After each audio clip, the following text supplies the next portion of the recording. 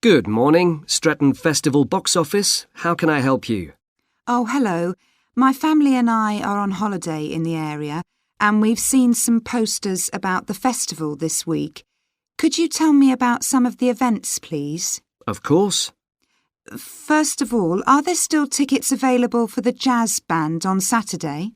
There are, but only £15. The £12 seats have all been sold. OK, and the venue is the school, isn't it? Yes, that's right. The secondary school. Make sure you don't go to the primary school by mistake. And there's an additional performer who isn't mentioned on the posters. Carolyn Hart is going to play with the band. Oh, I think I've heard her on the radio. Doesn't she play the oboe or flute or something? Yes, the flute. She usually plays with symphony orchestras, and apparently this is her first time with a jazz band. Well, I'd certainly like to hear her. Then the next thing I want to ask about is the duck races. I saw a poster beside a river. What are they exactly? Well, you buy a yellow plastic duck, or as many as you like. They're £1 each. And you write your name on each one. There'll be several races, depending on the number of ducks taking part. And John Stevens, a champion swimmer who lives locally, is going to start the races. All the ducks will be launched into the river at the back of the cinema.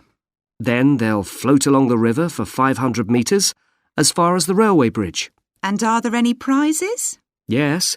The first duck in each race to arrive at the finishing line wins its owner free tickets for the concert on the last night of the festival. You said you can buy a duck. I'm sure my children will both want one. They're on sale at a stall in the market. You can't miss it. It's got an enormous sign showing a couple of ducks. OK, I'll go there this afternoon. I remember walking past there yesterday. Now, could you tell me something about the flower show, please? Well, admission is free and the show is being held in Bythwaite Hall. Sorry, how do you spell that? Bythwaite.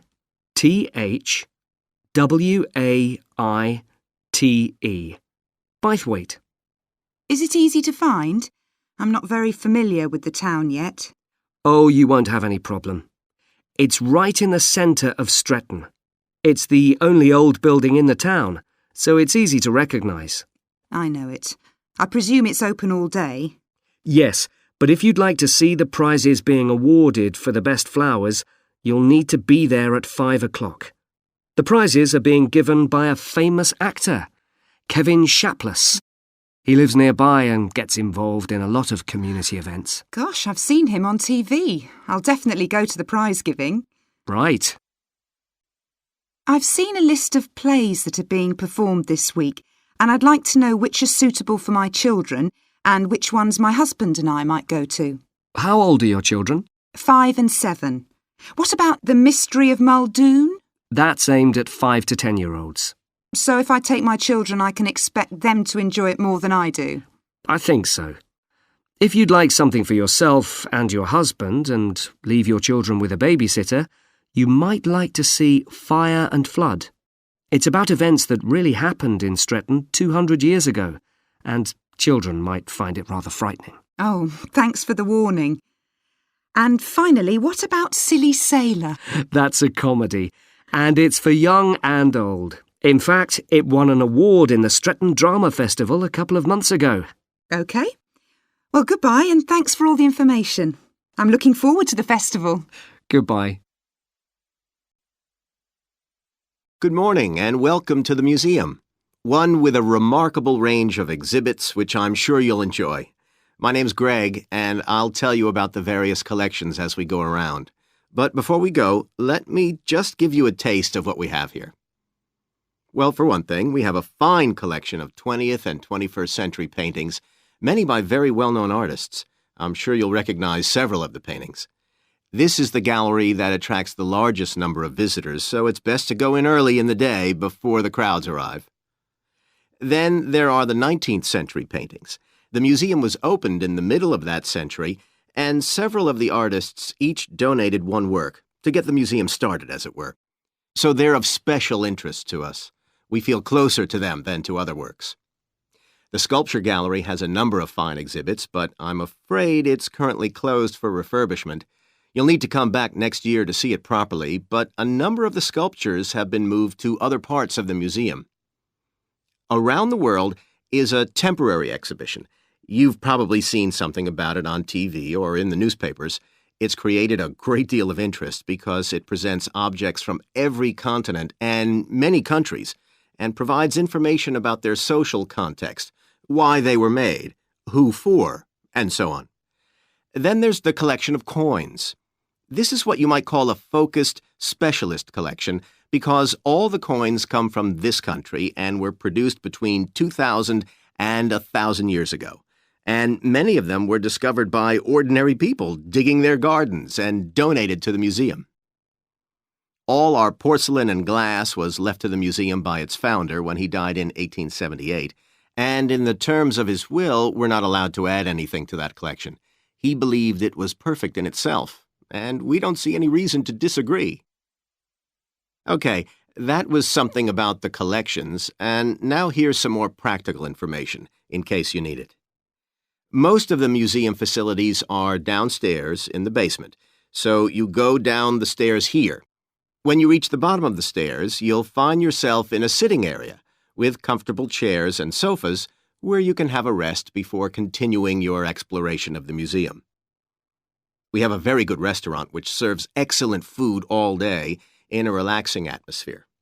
To reach it, when you get to the bottom of the stairs, go straight ahead to the far side of the sitting area, then turn right into the corridor. You'll see the door of the restaurant facing you. If you just want a snack or if you'd like to eat somewhere with facilities for children, we also have a cafe. When you reach the bottom of the stairs, you'll need to go straight ahead, turn right into the corridor, and the cafe is immediately on the right. And talking about children, there are baby-changing facilities downstairs. Cross the sitting area, continue straight ahead along the corridor on the left, and you and your baby will find the facilities on the left-hand side. The cloakroom, where you should leave coats, umbrellas, and any large bags, is on the left-hand side of the sitting area. It's through the last door before you come to the corridor. There are toilets on every floor, but in the basement, they're the first rooms on the left when you get down there. Okay, now if you've got anything to leave in the cloakroom, please do that now, and then we'll start our tour. Hi, Joanna. Good to meet you.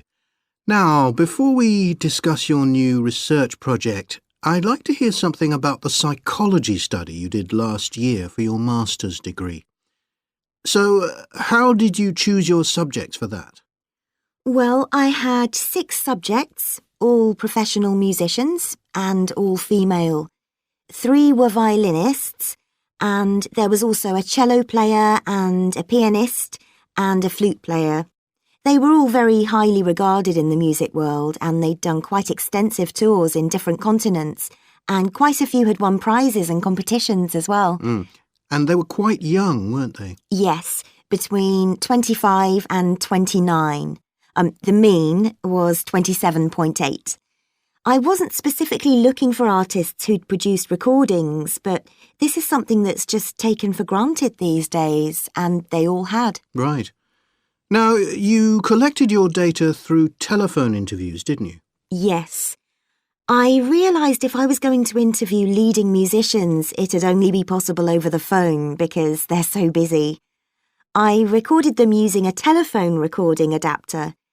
I'd been worried about the quality, but it worked out all right. I managed at least a 30-minute interview with each subject, sometimes longer. Did doing it on the phone make it more stressful? I'd thought it might. It was all quite informal, though, and in fact they seemed very keen to talk. And I don't think using the phone meant I got less rich data. Rather the opposite, in fact. Interesting. And you were looking at how performers dress for concert performances? That's right.